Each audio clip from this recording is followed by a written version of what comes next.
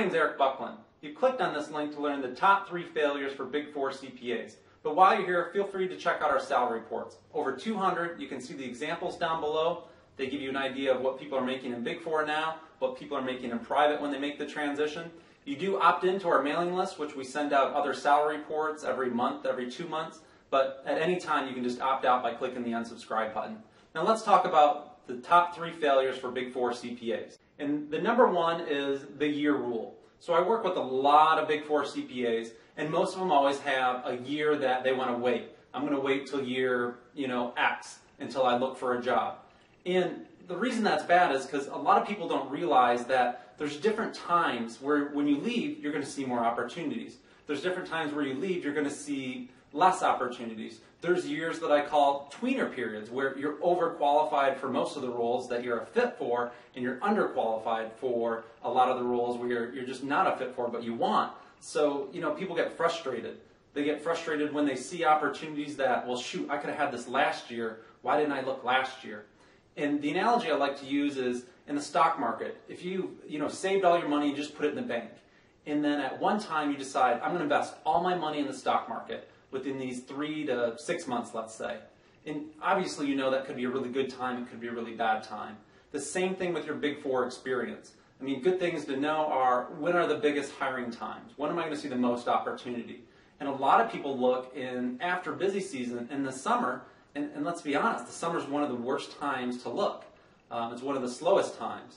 So these are the things that we would go over with you and talk to you about. In these next few videos, I'm going to tell you about what times are the best times to leave based on, these goals. And, I can go over them kind of in general, and I'll give you some guidance. But if you have some questions, give us a call. We'll walk you through in your market, your location, your timing, and your goals, what's the best fit for you. And that way, you're going to know when to look, what to look for, and what timing as well. And so the second biggest mistake I see in Big 4 is reference group. And when I made the transition from public to private, a lot of the times, I just had a limited base of knowledge. I had what my professors told me, I had what my friends, what my peers were telling me, and then what the recruiters were telling me. And that's all biased, and especially the recruiters, because any job they're working on, they're going to tell you this is the best job, and here's why. So let's take that one off the table. So that's why it's my goal to kind of point out, okay, these are the different things you should know, because when you talk to someone at the Buckland Group about a job, we just want to meet your goals. So it's best that you know what your options are, what the best timing is. And so if you're already educated on that, you can make good decisions and saying, that's a great opportunity for me. And it's just our job to kind of help you with that, showcase the right opportunities that fit those goals. So your reference group, professors, here's the reason I didn't like professors, is because they never worked in industry most of the time. And so their information for me when I was making the transition was horrible. The second group was my peer group.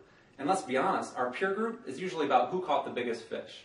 You don't hear about somebody, getting a 10% bump in salary, going to a great company where there's lots of promotion and things like that. You hear about somebody that got a 20 to 25% bump. And it could be who caught the biggest fish, or they could be leaving out things like, by the way, it's a bankrupt company. By the way, I work just as many hours as I do in public accounting. And so the information they give you isn't always helpful either. It's a little biased as well. And then when you're in Big 4, obviously they're not going to say, you know what, based on your goals, you should leave at year X. They never say that. They usually always say, you should stay to manager. And when you stay to manager, they're going to say, well, you should stay until X. So, and then obviously we all know, when you talk to a recruiter, the best opportunity they have is the one, right there in front of you. So, in these next series of videos, I'm going to go over all this and kind of give you ideas and trends and what I've seen in the past that can really help you, decide what's best for you and to meet your goals. So that way when you talk to us, you're going to know your goals, and our job is just to meet that. So, contact information is down below if you want to give us a call about any of that. But the next one is the third biggest failure I see with Big 4 CPAs, and that's burnout. And I know everyone watching this right now is saying, not me, I'm not going to burn out, I'm fine. But the reality is I see so many people that say, I'm not interested in looking, but then one day they call me and they're interested in leaving now. And the reason I like working with you guys is I look at you guys like the sports car, the best athlete. You guys are super sharp, you're not afraid to work really hard, but you're the sports car doing 200 miles an hour down the track. And, just after a while, if we don't maintain that car and do pit stops, you get burnt out really fast. If one thing goes off, the timing goes off in that sports car, it gets pretty nasty, obviously. It seizes up, it breaks down. And that's what happens to a lot of you, and understandably so. I mean, you guys work incredibly hard, a lot of hours, and so what we recommend is don't wait till you get burnt out. Understand what years are the best years for you to leave based on your goals, and then keep in touch with a recruiter like ourselves, somebody that's going to say, we know what's important to you, we know what locations, we know what industries, we know what even a target salary range is for you. And you may not hear from us maybe twice a year, but at least you're going to know about your dream opportunity when it comes up, and not just, boom, you hit that wall, I'm done, get me out of here. Let's look in this summer after busy season. You got 3 months to look. You've got a limited window. The opportunities aren't that great, but you're so burnt out you want to leave. And I see so many good, bright people make bad moves because they just pick a time to look. And it's not a time, but you need a big range to kind of just be open to things. And that's where we want to help you. So once again, that's the big three. If you want to talk to us, you always start with me. That's my contact information. I have other recruiters that work for me, and I will introduce you to them at the appropriate time, but you'll always start with me. I'll get you started. I'll talk to you about the different opportunities, and whoever's working on them, I'll introduce you to them, and we'll get you started. So if you have any questions, like I said, give me a call. Check out our salary guide up at the top there. That'll give you some ideas. Check out the other videos. Hopefully you find them helpful.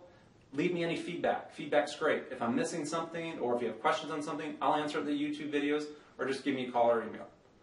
So I appreciate your time, and I look forward to working with you.